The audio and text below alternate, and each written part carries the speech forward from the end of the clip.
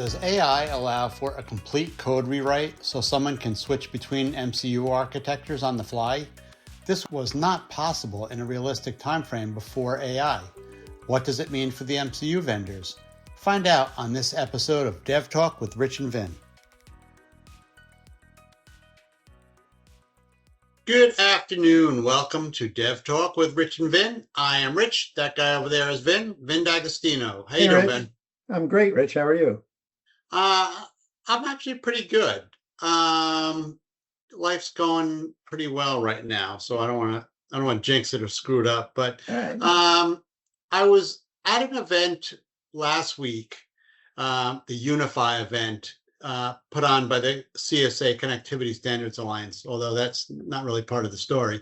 But I happened to be at this event, and over lunch, I'm sitting at this table with a bunch of 20-something engineers, and I overheard something that was very disturbing. So before I get to that, let me just back up one step and say, one of the things the MCU guys always had in their back pocket was that it was really hard for somebody who's an existing customer to leave them to go to a competitor because of the software base that the customer had built up.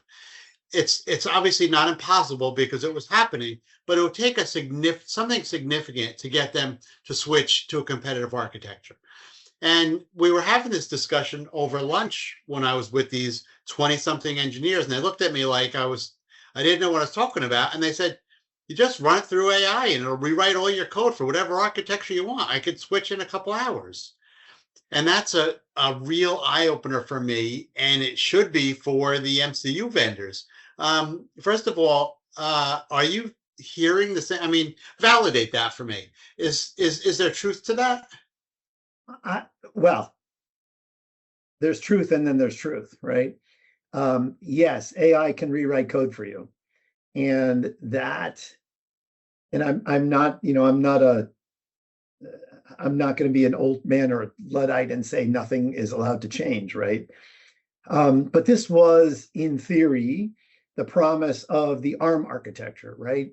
Especially for purchasing people. They saw ARM and said, if everybody goes to ARM, I can pit ST against Renesas against Microchip, everybody, and because I'll just get the best price and we could just move our code from one device to another because it's all written for ARM. Mm-hmm. That is not quite true. That would be the same promise of writing everything in C because you get a C compiler for anybody's processor and it works. And that's a very software-centric viewpoint because software engineers are used to writing to a consistent API. They're writing a piece of code that runs on a desktop and it runs in Windows, for example, and anybody's Windows machine has the same API. So it could run on a Dell, it can run on an IBM, it can run on a Surface Pro, whatever.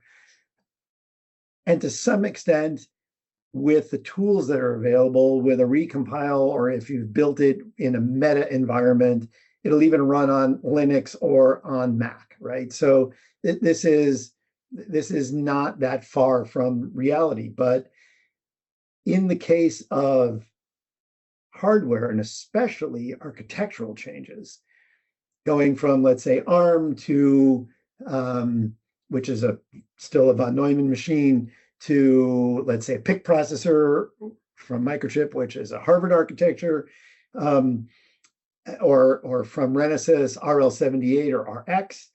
These are still, dominant architectures in our universe. The peripherals are different. The registers are different. The capability. Well, let me interrupt you here. Even within the ARM architecture, you can't just take something you've written for ST-ARM and expect it to run right away on an NXP ARM. That's what I was starting to say before, and I was going to come back to that, is that the purchasing people thought that ARM becoming ubiquitous would be, an arrow in their quill, because they could go to multiple vendors and say, if you don't give me a good price, I'm just going to switch to somebody else. And I will tell you, as someone who made some money during the pandemic moving things around because people couldn't deliver, it's not that easy. And yep. You can say, well, you didn't have AI in 2020 and you do now. Okay. There are things in the processor architecture that are consistent in ARM. For example, to be an ARM architecture, you have to have a sysdig timer. They put that in, it's a definition. There are other architectures that don't have a sysdig-like timer. Some have interval timers, some don't. You may be able to commandeer a hardware timer, you may not, but these are all architectural changes that you need to consider. You can say, okay, AI can look at the data sheets. Yeah, that's okay, but what if something doesn't exist? What if DMA from one device to another is completely different and you can't just transform the code, or there's different amounts of memory and you have to write things in a different way. So it's not as easy as it's going to happen in 4 hours, especially with a large code base. Maybe in the days of 16K of code, okay, but we now have applications that are 64K, 128K, 256K, and some we can argue about whether they're really embedded or not, are in the half a megabyte or megabyte range. So are you saying that these guys didn't know what they were talking about, or they were overly optimistic? I think they were overly optimistic. I think they knew what they were talking about, but they may not know the extent of the universe around what they're talking about, right? A good example is, and it's funny because you look at Renesas Synergy, right? Renesas started with a Synergy platform, which really seeded all of this production software in the industry for all processor companies, because before it was example code and there were tons of notes that said, don't use this in production, we're not going to support it. But then Renesas Synergy came out and they used Renesas Synergy to enter into the ARM architecture because they had multiple architectures that were proprietary. They didn't really have an ARM. They were, if not the last, one of the last people in with ARM, and they wrapped Synergy around it. And the irony is, with production code that gives you an API that's consistent across all of your processors, it didn't even have to be ARM. It could be any architecture. It could be a bunch of monkeys in the basement pulling strings, right? It doesn't really matter because you're making an API call that says, send this byte or start this timer or set the PWM to 37%, right? Mm-hmm. And it doesn't matter what the underlying architecture is. And so in that sense, if you had a standard API across all architectures, yes, but nobody has that. Even if you look at FreeRTOS or you look at ThreadX or you look at microcos, there is a consistent UI or a API for setting up things that are consistent within the RTOS, but not for dealing with individual peripherals in each product family, right? So it's not as simple as one would think. Is it impossible? No, it's not impossible.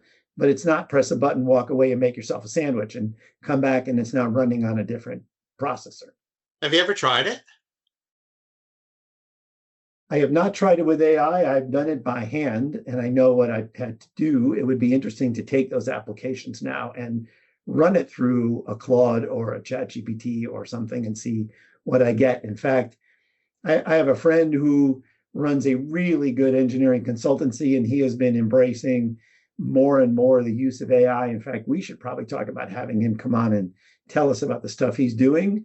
And he's doing some amazing things that I would not have thought were possible.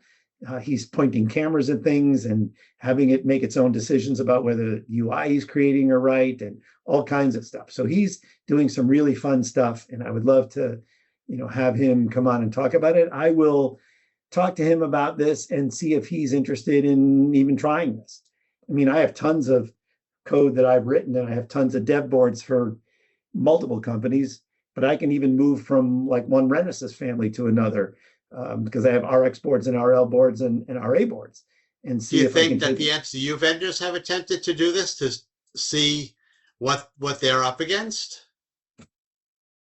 I have not heard about it with the MCU vendors that I am working with, but I don't have full reach into all of them, so I can't tell you. But you and I have friends in the industry. We could anonymize asking those questions or anonymize the answers from asking those questions and come back and report to our audience exactly what we find.